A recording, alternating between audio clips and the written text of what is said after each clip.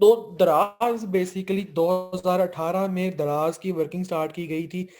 और इससे पहले एक इंडिविजुअल पाकिस्तानी दराज एज इट इज इस तरह लॉन्च नहीं हुआ था कि मतलब कोई दराज पूरी पूरी कंपनी आ गई थी पाकिस्तान में, नहीं। एक आप सबको पता है कि पाकिस्तान में लोकल बॉडी सेलर्स बहुत ज्यादा है। पाकिस्तान में बहुत ज्यादा सेलर्स हैं, बल्कि एशिया एशिया की साइड में इंडिया पाकिस्तान, ये एक ऐसे दो कंट्रीज हैं जहां पे लोकल बॉडी सेलर्स आपको बहुत ज्यादा मिलेंगे। लोकल बॉडी सेलर से मुराद क्या है? लोकल बॉडी सेलर से मेरी मुराद है कि इंडिविजुअल पर्सन जो कि इंडिविजुअली अपना ब्रांड रजिस्टर करवा के अपनी ही एक वेबसाइट क्रिएट करके उसके ऊपर मल्टीपल प्रोडक्ट्स को लॉन्च करता है, जो कि किसी और सेलर्स की होती है, ठीक है जी, वो दूसरे सेलर्स की होती है, जिसको हमने देख लिया as an affiliate marketing. Pakistan और इंडिया में एफिलिएट मार्केटिंग का बहुत ज्यादा रुझान है और बहुत ज्यादा अर्निंग भी। अगर हम लोग बात करें ना एफिलिएट मार्केटिंग की, मैक्सिमम अर्निंग कहाँ पे हो रही है? वो पाकिस्तान और इंडिया वाली साइड पे हो रही है। हाँ, ये है कि पैसों के लिहाज से अगर अर्निंग देखी जाए तो वो तो अब्रॉड में ही है, लेकिन अगर हम लोग देखें क्वांटिटी वाइज देखें तो क्वांटिटी वाइज सबसे ज्यादा अर्निंग एशिया में हो रही है एफिलिएट मार्केटिंग की। तो उसी तरह एक लोकल वेबसाइट थी केमू केमू डॉट कॉम, जो कि इंडिविजुअल एक बंदे की थी। उसका नाम नहीं मुझे पता। वो बात ये उसके ऊपर अपनी वेबसाइट के ऊपर केमू डॉट पीके के ऊपर कंज्यूमर टू कंज्यूमर सेलिंग करता था। मैंने आपको बताया था लास्ट टाइम, मैंने आपको बताया था कि दो तरह की सेलिंग होती है, दो तरह की परचेजिंग होती है। एक होती है बिजनेस टू बिजनेस, जो कि अली बाबा, amazon, Ali express, Walmart, eBay वगैरह वाले कर रहे हैं, ठीक है जी। एक होती है कंज्यूमर टू कंज्यूमर। अब कंज्यूमर टू कंज्यूमर वाली सेलिंग क्या होती है कि आप किसी यूजर से ही प्रोडक्ट लेके किसी यूजर को दें। मतलब मेरे पास एक गाड़ी है, मैं उसको यूज किया है मैंने 2-3 साल, और अब मैं अब उसको बेचना चाहता हूँ। तो मैं उस गाड़ी का कंज्यूमर रह चुका हूँ, मैं उसका यूजर रह चुका हूँ। तो अब मैंने जिसको देनी है वो भी यूजर है, उसने ये नहीं करना कि मतलब उसने स्पेयर पार्ट लगा लगा करके बेचनी है, उसने भी यूज ही करनी है, तो वो भी कंज्यूमर ही है। तो कंज्यूमर टू कंज्यूमर वाली वेबसाइट्स कहाँ पे होती हैं? कंज्यूमर टू कंज्यूमर वाली वेबसाइट हर जगह मौजूद है। आपकी OLX भी एक कंज्यूमर टू कंज्यूमर वाली वेबसाइट है। आपकी ये केमू.पीके अब कन्वर्ट होगी हुई। अब अगर आप केमू.पीके के नाम से सर्च करेंगे तो आपको दराज ही मिलेगा, ठीक है जी, क्योंकि वो दराज में कन्वर्ट होगी हुई है। तो 2018 में वर्किंग इसकी पहले से हो रही है, क्या पता 2014 से हो रही हो, लेकिन 2018 में इसको अक्वायर कर लिया अली बाबा ग्रुप ऑफ इंडस्ट्रीज ने, जो कि दुनिया की, मैं ये नहीं कहूंगा कि चाइना की, मैं ये नहीं कहूंगा कि पाकिस्तान की, मैं कहूंगा कि दुनिया की सबसे बड़ी कंपनी है। अब आपका एक क्वेश्चन होना चाहिए कि सर हम लोग तो देखते हैं कि अमेजोन बहुत बड़ी कंपनी है, लोग हर जगह अमेजोन अमेजोन हो रही है, तो आप अभी कह रहे हैं कि अली बाबा दुनिया की सबसे बड़ी कंपनी है। तो मैं कहूंगा जी, क्यों अली बाबा दुनिया की सबसे बड़ी कंपनी है? क्योंकि अली बाबा ने अपने इंडिविजुअल प्रोजेक्ट्स भी ऑन किए हुए हैं। वो सिर्फ अली बाबा नहीं है, उसने अपने मल्टीपल प्रोजेक्ट्स भी ओपन किए हुए हैं, जिसमें दराज है, जिसमें अली एक्सप्रेस वगैरह है, जिसमें और बहुत सारी वेबसाइट्स हैं। आपकी शॉपिफाई 90% अली बाबा के ऊपर है। इस चीज का आप लोगों को पता होना चाहिए। आपका जो शॉपिफाई है वो वॉलमार्ट की बहुत सारी प्रोडक्ट्स, आपकी अमेजोन की बहुत सारी प्रोडक्ट्स अली बाबा की, ठीक है जी। तो अली बाबा दुनिया की सबसे बड़ी वेबसाइट है ऑनलाइन शॉपिंग के अंदर, बिजनेस टू बिजनेस वाली वेबसाइट के अंदर, ठीक है जी। अच्छा जी। तो अलीबाबा ग्रुप ऑफ इंडस्ट्रीज ने कंज्यूमर टू कंज्यूमर वेबसाइट की वो अप्रोच देखी, क्योंकि जब ये वेबसाइट क्रिएट हुई थी तो इसकी अप्रोच बहुत अच्छी थी। इसको क्रिएट बहुत अच्छी तरह किया गया था, इसके ऊपर लोगों ने सेलिंग और परचेजिंग करना बहुत ज्यादा स्टार्ट कर दिया था। तो अलीबाबा ग्रुप ऑफ इंडस्ट्रीज ने क्या किया, क्योंकि इस बंदे ने, जो इसका असल मालिक था, उसने अपनी वेबसाइट की एडवर्टाइजमेंट कराई, इंटरनेशनल एडवर्टाइजमेंट कराई। आप अपनी भी वेबसाइट की इंटरनेशनल एडवर्टाइजमेंट करा सकते हैं, बट उसमें आपको थोड़ा सा पैसा इन्वेस्ट करना पड़ेगा। तो उस बायर ने क्योंकि अपनी इंटरनेशनल एडवर्टाइजमेंट कराई, और अली बाबा ग्रुप ऑफ इंडस्ट्रीज ने उसको परचेज कर लिया। जब अली बाबा ग्रुप ऑफ इंडस्ट्रीज ने उस कंज्यूमर टू कंज्यूमर वेबसाइट को परचेज किया, जिसका नाम केमो.पीके था, तब से वो वेबसाइट कंज्यूमर टू कंज्यूमर से हट के बायर टू बायर बन गई, बिजनेस टू बिजनेस वाली वेबसाइट बन गई। और वो था इस वेबसाइट का इंक्रीज होना, इसकी डिमांड में इंक्रीज होना, इसकी वेटेज में इंक्रीज होना, इसकी ऑल स्टैट्स में इंक्रीज होना, ठीक है जी। किसी वेबसाइट के स्टैंडर्ड्स में इंक्रीज होता है, ठीक है जी। तो इस वेबसाइट के स्टैंडर्ड्स में इंक्रीज तब आया था जब इसको कंज्यूमर टू कंज्यूमर की वेबसाइट से कन्वर्ट किया गया था बाय बिजनेस टू बिजनेस की वेबसाइट के ऊपर। और किया भी किसकी तरफ से गया था? अलीबाबा ग्रुप ऑफ इंडस्ट्रीज की तरफ से किया गया था।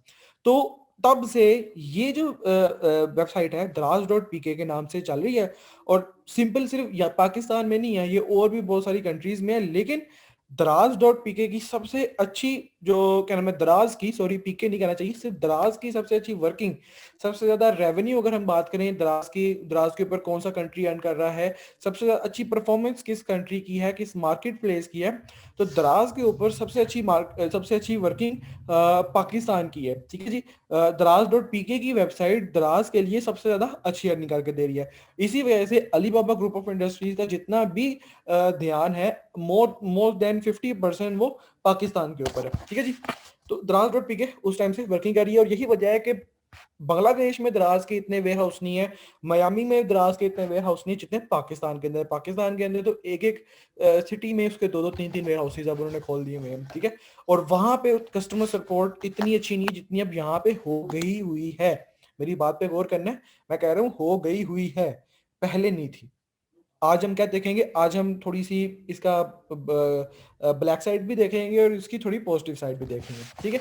तो तब से ये इस तरह वर्किंग कर रही है। और द्रास के ऊपर 2018 की अगर मैं बात करूं, 2018 में ही तब द्रास ने अपनी एडवर्टाइजमेंट वगैरह स्टार्ट की, बहुत ज्यादा पैसा लगाया इन्होंने द्रास वालों ने अपनी एडवर्टाइजमेंट के ऊपर। आप लोग देखते भी होंगे, हम न्यूज वाले तो स्पॉन्सर्ड करते रहते हैं द्रास वालों को, और बहुत सारे जो न्यूज चैनल्स हैं उनमें भी इनकी एडवर्टाइजमेंट चलती रहती है, क्योंकि इनका कंटेंट ऑफ एडवर्टाइजमेंट बहुत हाई है। मतलब कोई भी पाकिस्तानी ऑनलाइन वेबसाइट द्राज को एडवर्टाइजमेंट के लिहाज से बीट नहीं कर सकती, इनका बहुत हाई है कंटेंट। ठीक है जी। तो जब से इन्होंने अपनी एडवर्टाइजमेंट को स्टार्ट किया तो बहुत ज्यादा इसके अंदर इंक्रीज आया। 2018 के और 2020 के मैं आपको स्टैट्स बताता हूँ कि क्या थे दराज के। 2018 में जब इन्होंने स्टार्ट किया तो 2018 में 30,000 सेलर्स थे दराज के ऊपर, और nearly equal to 2 lakh buyer थे। 1.2 और 2 लाख के करीब इसके बायर्स थे दराज के ऊपर, जो मंथली बेसिस पे, मैं मंथली बेसिस की बात कर रहा हूँ, जो मंथली बेसिस पे इसके ऊपर परचेजिंग करते थे। ठीक है जी। अब 2020 में नियरली 6 लाख के करीब सेलर्स हैं, और 1.5 मिलियन ज्यादा, 1.5 मिलियन से ज्यादा इसके मंथली परचेजर्स हैं, इसके मंथली कंज्यूमर्स हैं, इसके बायर्स हैं। ठीक है जी।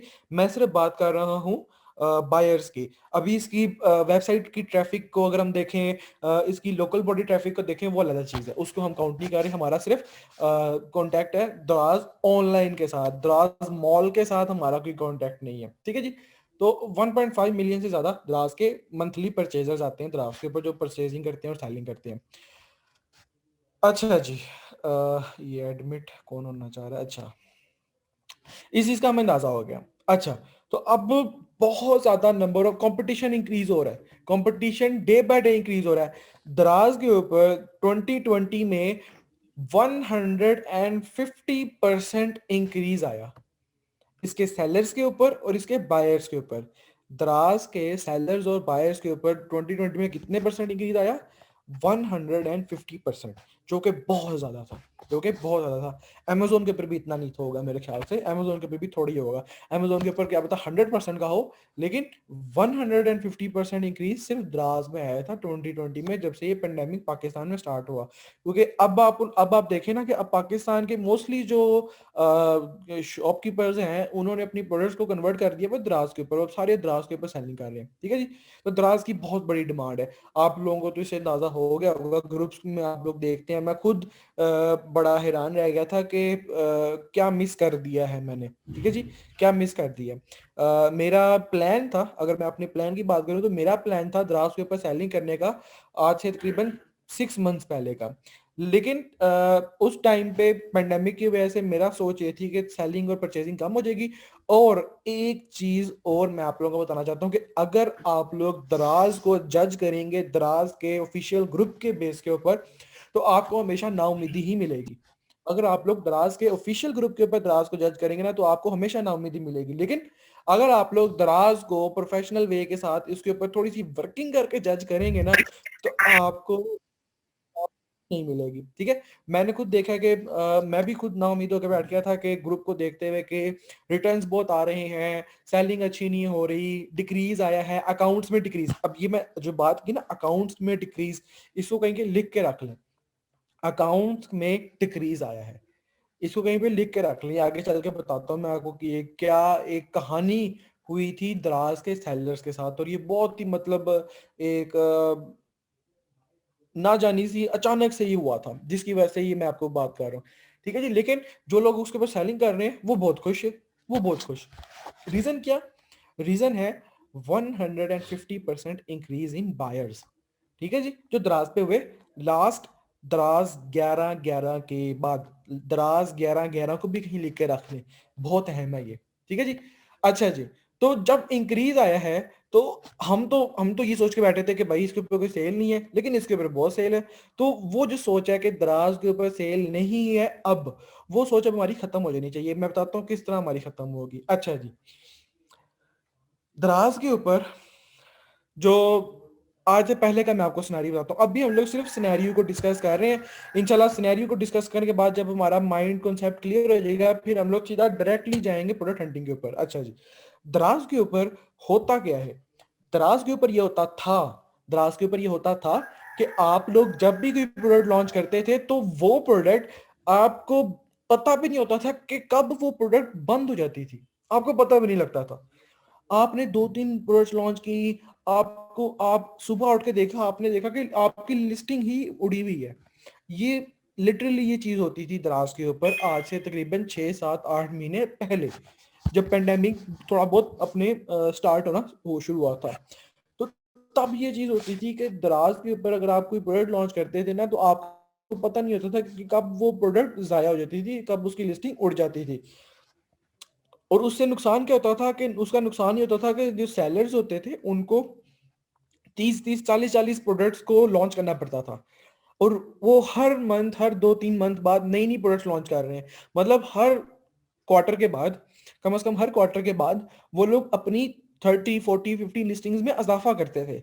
वजह क्या होती थी? वजह ये होती थी कि दराज के ऊपर आपको नहीं पता होता था कि कब कोई प्रोडक्ट बंद हो जाएगी, कब आपकी स्पेसिफिक लिस्टिंग बंद हो जाएगी, कब किसी प्रोडक्ट में इशू आ जाएगा। मतलब कि ना, मैंने अगर लेट्स सपोज कोई प्रोडक्ट लॉन्च की है, मैंने कोई भी प्रोडक्ट लॉन्च की है, 30-40 प्रोडक्ट्स है मैंने लॉन्च की है, ठीक है जी। लेट्स सपोज मेरी कोई प्रोडक्ट है, इसमें से भी देख लेते हैं, ये टी शर्ट मेरी प्रोडक्ट है। लेट्स सपोज ये टी शर्ट मेरी प्रोडक्ट है और ये बाकी सारी मैंने लॉन्च की हुई है। मैंने क्या किया, मैं टी शर्ट के ऊपर बहुत ज़्यादा सेलिंग कर रहा हूँ, मेरी अच्छी खासी सेलिंग हो रही है, बाकी के ऊपर भी सेलिंग हो रही है, टी शर्ट के ऊपर भी सेलिंग हो रही है। मैं एक दिन सुबह उठूँ, मैंने क्या चेक किया है कि मेरी टी शर्ट की जो लिस्टिंग है वो गायब हो गई हुई है। इसकी रीज़न क्या बनी? रीज़न क्या है, दराज ने मुझे एक ईमेल की हुई है कि ये प्रोडक्ट क्या नाम है, इलीगल करार दे दी गई है। इलीगल करार दे देते थे वो, तो एक ईमेल भेज देते थे। आप फिर उस लिस्टिंग को रीइंस्टेट नहीं कर सकते थे, आप उसको वापस नहीं ले सकते थे, आप उसको रीगेन नहीं कर सकते थे, जिस तरह आप अमेजोन में करते हो। ठीक है जी।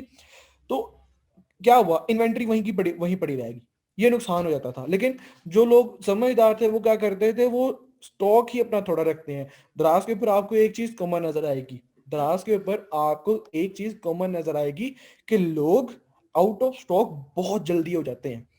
ये चीज आप लोग भी अपने की पॉइंट्स में लिख के रख लें, की पॉइंट्स बनाया करें हर लेक्चर के। आज के की पॉइंट ये है कि दराज के ऊपर सेलिंग करनी है तो स्टॉक जरूरत के मुताबिक रखना है या जरूरत से थोड़ा कम रखना है। ये कॉन्सेप्ट छोड़ दें, ये अमेजोन के ऊपर कॉन्सेप्ट छोड़ दें कि जरूरत से जितना ज्यादा हो सके स्टॉक रखें आप। ठीक है जी, कम से कम 2-3 महीने ज्यादा का स्टॉक रखें। और लिटरली ये होता है, मैंने खुद अपनी लिस्टिंग पे लास्ट टाइम मैं आउट ऑफ स्टॉक गया था, मैंने अब अपनी लिस्टिंग पे 2-2 3-3 हफ्तों का स्टॉक भिजवा के रखा हुआ है। रिस्क नहीं ले सकते, ठीक है जी। लेकिन यहाँ पे मैं ये चीज करूंगा ही नहीं।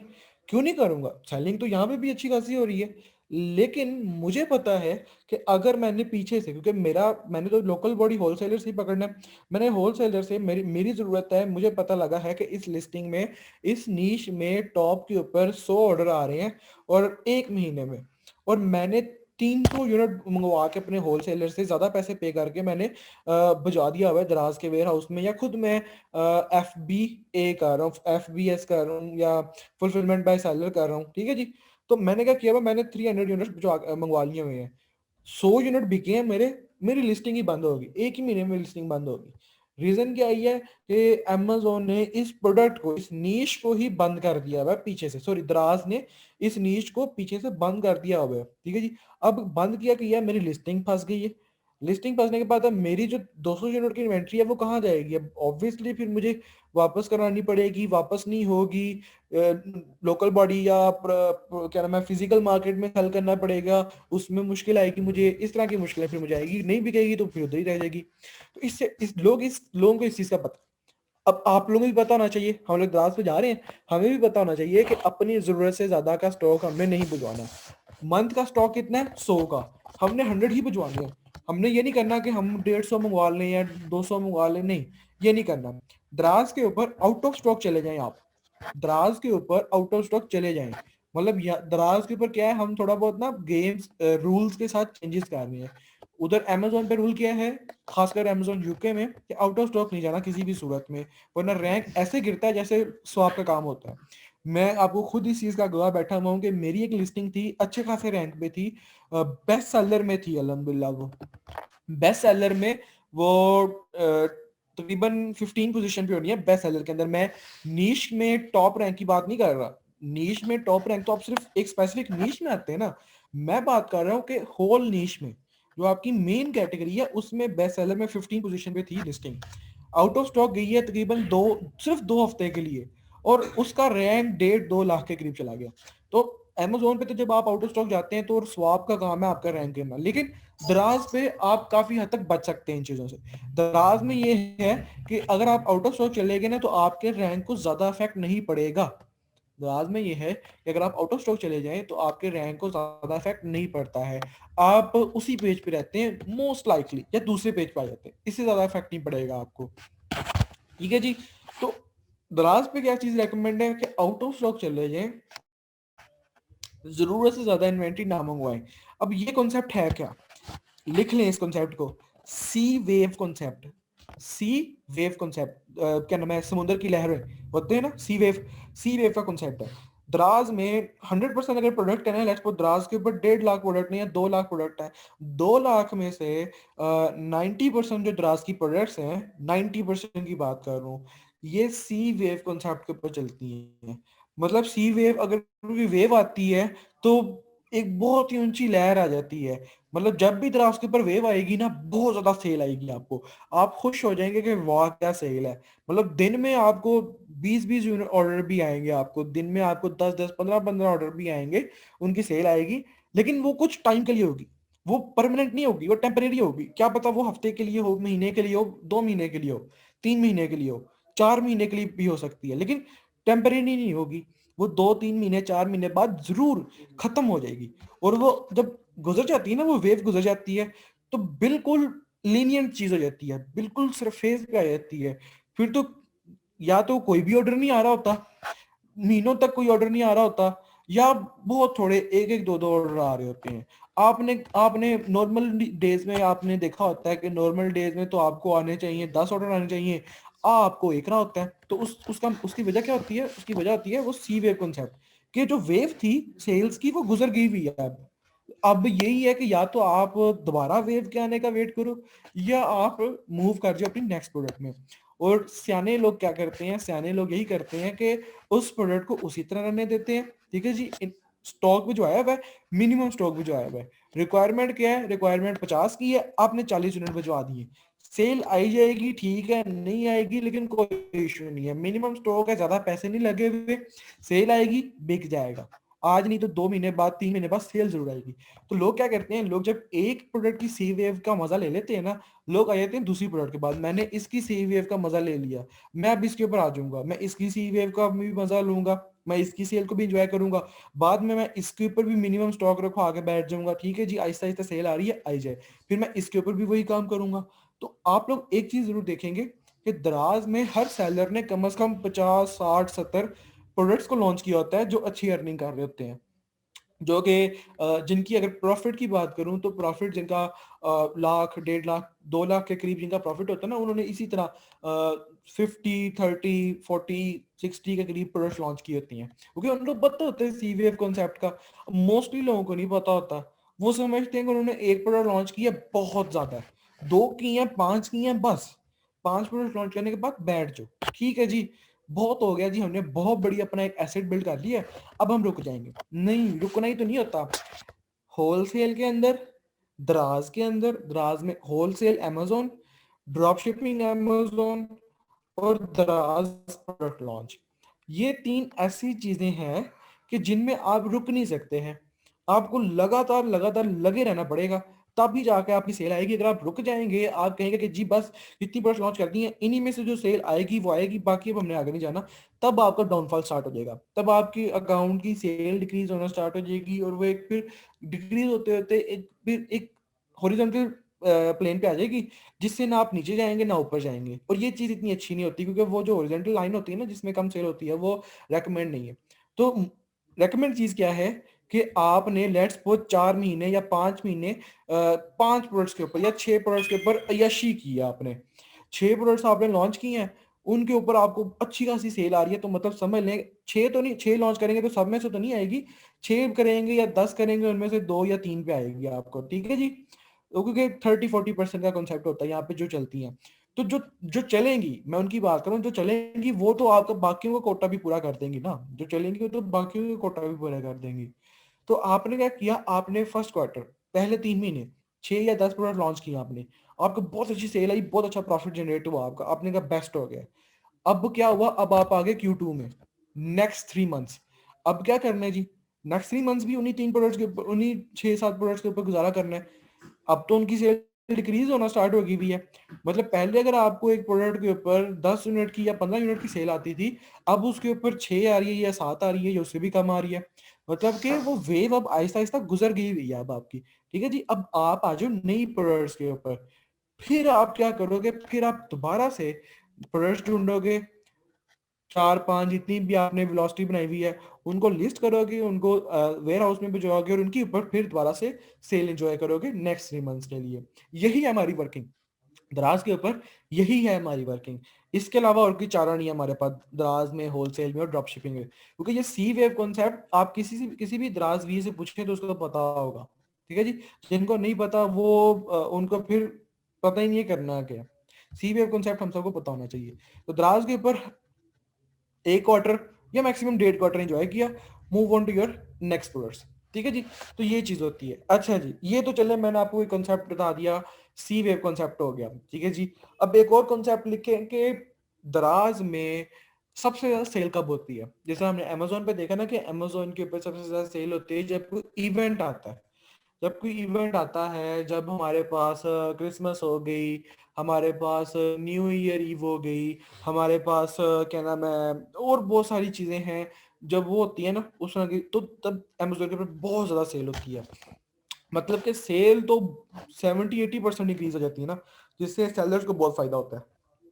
Q4 हमारे पास भरा पड़ा है, Q3 का मिड और Q4, मतलब ये जो 4-4.5 महीने हैं, सेलर्स का सबसे ज्यादा प्रॉफिट इसी टाइम पे जनरेट होता है। और आपको कोई भी अमेजोन का सेलर वेला नजर नहीं आएगा इन टाइम में। वो लगे होते हैं, मतलब उनको इतनी सेल आ रही होती है कि उनको ट्रक के ट्रक भिजवाने पड़ जाते हैं, कंटेनर के कंटेनर भिजवाने पड़ जाते हैं इन्वेंट्री के। वो तो उन्होंने तो क्या किया होता है, जिन जो नहीं भी जिनके पास वेयर हाउस होते हैं ना, प्राइवेट वेयर हाउस, उन्होंने भी लोडेड कंटेनर भिजवाए होते हैं उन प्राइवेट वेयर हाउसेज में, ताकि जब भी आउट ऑफ स्टॉक होने लगे उससे पहले ही हमारी नई इन्वेंट्री तो पहुंची हो, क्योंकि जाया नहीं कर सकते ये टाइम। बहुत ज्यादा सेल होती है, जिसकी $10,000 के करीब सेल हो रही है वो 20,000 के करीब पहुंच जाता है इस टाइम पे, ठीक है जी। तो जिस तरह अमेजोन पे ये चीज है। अब दराज में क्या है, दराज में इवेंट्स तो बहुत सारे हैं। दराज में आपके पास ईद के सारे इवेंट्स हैं, आपके पास ब्लैक फ्राइडे एक इवेंट है बहुत बड़ा यहाँ पे दराज पे होता है। साथ आपको इनकी लोकल भी बहुत सारी ना, दराज ना क्योंकि अली बाबा ग्रुप ऑफ इंडस्ट्रीज के साथ अटैच है, और उनकी मैंने आपको बताया कि उनका एडवर्टाइजमेंट लेवल एक नेक्स्ट लेवल पे है, ठीक है जी। उनको कोई भी बीट नहीं कर सकता। दराज की अपनी बहुत सारी डील्स आती हैं। दराज की जो डील्स होती है ना, उसमें ये क्या करते हैं, उसमें ये सेलर से कहते हैं कि आप प्राइस कम करो या आप 5% ऑफ दो हमारे बायर्स को। तो जब जो लोग फिर उनके ऊपर उनकी उनसे राजी होते हैं ना, तो दराज क्या करता है, 5% अपने पल्ले से देता है। दराज ना अली बाबा अपने पल्ले से सेलर्स को 5% देता है, और बायर्स को ऑफ कराता है 5%, ताकि सेलर को भी नुकसान ना हो और बायर को भी 5% ऑफ मिल जाए। ये दराज है, मतलब देखे कितना बड़ा ये एक इनका एडवर्टाइजमेंट लेवल है कि बायर को इन्होंने थोड़ा सा फ्री हैंड देने के लिए अपने पल्ले से 5% निकाल के ये लोग दे रहे हैं सेलर को कि ये ले जी, आप ऐसा करें कि आपकी प्रोडक्ट क्या है, ये आपकी प्रोडक्ट है, हमसे लें 5% आपकी प्रोडक्ट का, हमारे बायर को 5% ऑफ दे दें, आपकी मेहरबानी। सेलर कहते हैं हमें कोई टेंशन ही कोई नहीं, सेलर को कोई टेंशन ही कोई नहीं, सेलर कहते हैं हमें हमारा प्रॉफिट हमें पूरा मिल रहा है, हमें हमारा जो 25% प्रॉफिट था वो पूरा मिलेगा, कोई मसला नहीं। एक तो हम दराज के साथ भी अटैच हो जाएंगे, उनकी रिकमेंडेशन के भी वर्किंग कर लेंगे ताकि हमारा ब्रांड नो हाउ हो जाए और हम लोग भी बेस्ट सेलर्स में शो होना स्टार्ट हो जाए। दूसरा, हमारे बायर भी हमसे खुश हो जाएगा, क्योंकि होता यह है कि जब बायर आपसे खुश होता है ना, वो आपका पक्का पक्का बायर बन जाता है, वो आपके स्टोर को फॉलो भी करता है, वो आपको बेसिकली जब भी उसने कोई प्रोडक्ट परचेज करनी होती है वो पहले आपको आपको रेकमेंड करता है, वो पहले आपके ब्रांड को सर्च करता है कि क्या उस ब्रांड ने कोई प्रोडक्ट लॉन्च की हुई है या नहीं की हुई, फिर वो किसी और की तरफ जाता है। ठीक है जी, तो ये चीज होती है फिर।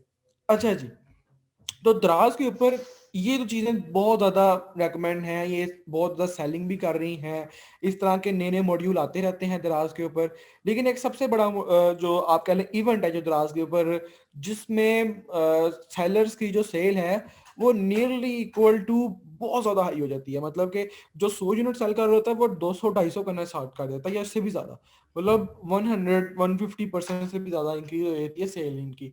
तो वो है हमारे पास दराज 11-11।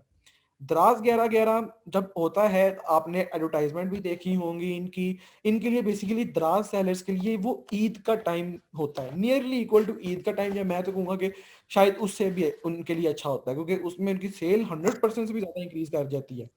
मतलब आप खुद लगा लें कि अमेजोन पे सेल कितनी इंक्रीज करती है ज्यादा से ज्यादा, 50%, 70%, 80%, दराज में सेल कितनी इंक्रीज कर जाती है, 100%, 125%। वजह क्या है? वजह यह है कि यहाँ पे कॉम्पिटिटर्स थोड़े हैं और बायर की रेंज थोड़ी ज्यादा है। ये पाकिस्तानी मार्केट के लिए सेलर के लिए बहुत अच्छी चीज है कि बायर्स थोड़े ज्यादा हैं और यहाँ पे सेलर थोड़े हैं। ठीक है जी, क्योंकि एक ही सेलर है जिसकी 50 भी प्रोडक्ट आपको नजर आएंगी। आप यहाँ पे देखेंगे कि आपको 50-60 प्रोडक्ट नजर आ रही हैं और वो एक ही ब्रांड ने लॉन्च की हुई है। ठीक है जी, अमेजोन पे तो ये चीज बहुत रेयर होती है, अमेजोन पे ये चीज बहुत रेयर है, लेकिन दराज में ये चीज बहुत ज्यादा कॉमन होती है। दराज में क्यों क्यों क्यों बहुत ज्यादा कॉमन होती है दराज पे, मैंने आपको कॉन्सेप्ट बता दिया हुआ, सी वेव कॉन्सेप्ट। ठीक है जी, तो सी वेव कॉन्सेप्ट की वजह से दराज में ये बेसिक नीड है कि आप हर क्वार्टर में नई प्रोडक्ट्स का एडिशन करें अपने अकाउंट के अंदर, ये बेसिक नीड है। ठीक है जी, तो दराज 11-11 हमारे लिए आप इसको ऐड कर लें फेवरेट थिंग्स के अंदर दराज में। ठीक है जी, जो कि बहुत ज्यादा रेकमेंड है, और 11-11 के टाइम पे लॉन्च करना रेकमेंड नहीं है मैं, क्योंकि ये बातें वैसे होनी तो तब चाहिए जब हम लोग वर्किंग कर रहे हो, लेकिन क्योंकि हम लोग अमेजोन से होके आए हुए हैं, हमें अमेजोन की इची बीची का पता है। ठीक है जी, तो हम क्योंकि उधर से होके आए हुए हैं तो हमें पता है कि हमने क्या करना है। ये अगर मैं ये बात बता रहा हूँ तो इसका मकसद क्या है। तो आप सबको पता है कि जब कोई मार्केट प्लेस की सेलिंग पीक पे होती है तो उसके पे लॉन्च करना रिस्क फ्री नहीं होता, उसमें बहुत ज्यादा कंपटीशन बढ़ जाता है, क्योंकि सेल इंक्रीज हो जाती है तो कंपटीशन बढ़ जाता है। तो रेकमेंड नहीं है कि हम इतने ज्यादा सेल के टाइम पे उधर लॉन्च करें। अगर हम एक न्यू सेलर है अगर हम पुराने सेलर हैं, हमने ऑलरेडी प्रोडक्ट लॉन्च की हुई है, तब कोई इशू नहीं है। क्यों क्यों इशू नहीं है? क्योंकि दराज के एल्गोरिथम को हमारा पता है, दराज को पता है कि एक अलीफ ट्रेडर्स के नाम से एक ब्रांड है, उसने ऑलरेडी बड़ी प्रोडक्ट्स लॉन्च की हुई है, तो अगर वो 11-11 में भी कर रहे हैं तो इसका मतलब है कि वो 5% ऑफ भी देगा और हमारे बायर्स को भी अच्छी क्वालिटी प्रोवाइड करेगा, क्योंकि उसकी सेल भी आ रही है, पहले भी आ रही है, तो तब रेकमेंड है ये चीज। ठीक है, लेकिन अगर आप एज अ न्यू सेलर जाने लगे हैं और पहली लिस्टिंग लॉन्च करने लगे हैं, तो मैं आपको रेकमेंड करूंगा कि दराज 11-11 वाला जो वीक है उसको निकलवा लें। ठीक है जी, एक नहीं 2 वीक निकलवा लें, उसके 2 वीक बाद जाके आप लॉन्च करें, तब भी रेकमेंड है, क्योंकि तब थोड़ी वो सेल वापस नॉर्मल होना स्टार्ट हो जाती होती है। बिल्कुल नॉर्मल नहीं होती लेकिन होना स्टार्ट हो जाती है। ठीक है, तो दराज 11-11 पे लॉन्च करना बिल्कुल भी फिजिबल नहीं होगा हमारे लिए, क्योंकि हम तो दराज को देख रहे हैं एज इन्वेस्टमेंट।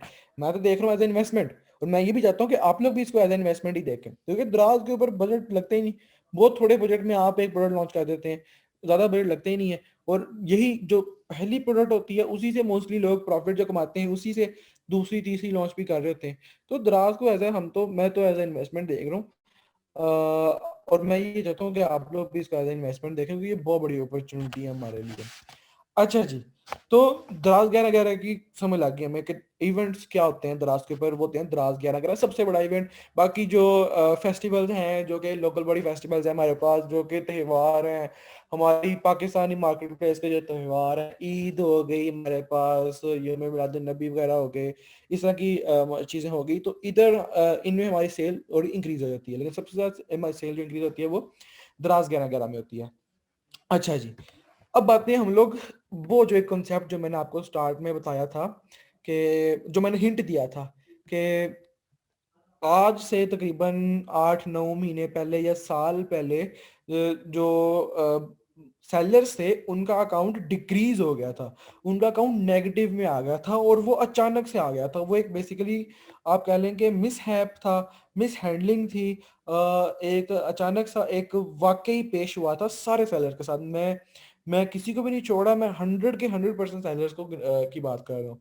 कि हुआ ये था कि लास्ट टाइम 2020 में जो 11/11 गुजरा है, 2020 में जो 11/11 गुजरा है, उसमें क्या हुआ कि जितने भी सेलर्स थे वो सारे सेलिंग कर रहे, और उनकी बड़ी अच्छी सेल आ रही थी, बड़ी अच्छी सेल आ रही थी। और उसी वीक में क्या हुआ कि दराज 11/11 गुजरा, और उसी के 2-3 दिन बाद उन सब जो सेलर्स थे उनका अकाउंट पॉजिटिव में था। मतलब कि वो पॉजिटिव में जा रहे थे, वो 25% 30% प्रॉफिट अर्न कर रहे थे। मतलब अगर उनका लेट्स सपोज एक सेलर था, वो उसने 100 यूनिट सेल किए 11/11 में, और उसने 25,000 प्रॉफिट कमाया लेट्स सपोज, ठीक है जी। लेकिन क्या हुआ कि अचानक से वो प्रॉफिट गायब हो गया। रीजन नहीं है मेरे पास, इस चीज की रीजन नहीं है कि किस तरह ये हुआ था, क्योंकि जिनका हुआ था उनके पास खुद ये रीजन नहीं थी। और दराज ये चीज बताएगा क्या? दराज ऑब्वियसली ये चीज नहीं बताएगा, दराज ने तो इस चीज के बारे में जिक्र तक नहीं किया है। हाँ, ईमेल जरूर कर देता था कि ग्लिच आ गया जी, हमारे सर्वर में, हमारे बैकएंड पे ग्लिच आ गया, वह इस वजह से ये चीज हुई है। और उन्होंने दराज वालों ने सेलर्स को ये क्लेम भी नहीं करने दिया कि हमारे इतने पैसे डूब गए हैं इस वजह से, ठीक है जी। तो दराज में ये ग्लिच आ गया था, ग्लिच ही कहेंगे, पता नहीं क्या हुआ था, ग्लिच ही था कि जितने भी सेलर्स थे जो कि प्रॉफिट में थे, जिन्होंने अच्छा खासा प्रॉफिट अर्न किया था, उन सब का नेगेटिव में आ गया। चाहे 2 करोड़ के भी प्रॉफिट में था ना, वो भी नेगेटिव में आ गया था। इसी वजह से ये चीज बहुत ज्यादा कॉमन हो गई थी उस टाइम पे। अगर आप किसी ऐसे सेलर से पूछें जो दराज में उस टाइम पे सेलिंग कर रहा था, तो वो शायद आपको अच्छे तरीके से बता सके। तो नेगेटिव में आ गया था, और इसकी रीजन ये थी कि बैकएंड पे ग्लिच आ गया था, ठीक है जी। तो तब के बाद से दराज का जो बेसिकली है, इसके ऊपर बहुत एक बैड इंप्रेशन पड़ा था, बहुत ज्यादा बैड इंप्रेशन पड़ा था। सेलर्स छोड़ के जा रहे थे दराज को, मतलब जिनकी अच्छी खासी सेल भी हो रही थी, लेकिन वो भी फिर छोड़ के जा रहे थे, क्योंकि उन सबको पता है कि एट द एंड हमें प्रॉफिट तो मिलना नहीं, इतना ज्यादा पैसा हमारा जाया हो गया है, तो उसको छोड़ना ही बेहतरीन चीज है। तो तब से दराज को लोग छोड़ना स्टार्ट हो गए थे। लेकिन हुआ ये है कि लास्ट 2-3 मंथ्स में दराज वालों ने खुद को बहुत ज्यादा, मतलब मैं तो हैरान हूं कि दराज वालों ने खुद को इतना मेंटेन कैसे कर लिया है। दराज वालों ने अपने आप को मेंटेन कैसे किया? दराज वालों ने सबसे पहली चीज ये की कि उसके बाद से ये लास्ट टाइम जो 11/11 गुजरा है, इसमें दराज वालों ने उनके अकाउंट को नेगेटिव नहीं किया। ये सबसे बड़ी चीज। इनकी सेल इंक्रीज हुई है दराज वालों की, ये सबसे बड़ी पॉजिटिव चीज है। और सबसे बड़ी जो रीजन मैं आप लोगों को बताऊंगा वो है इनके कस्टमर सपोर्ट सर्विस, बायर्स की और सेलर्स की दोनों। एक होती है कस्टमर सपोर्ट सेलर की तरफ से, एक होती है मोरल सपोर्ट बायर की तरफ से, ठीक है जी।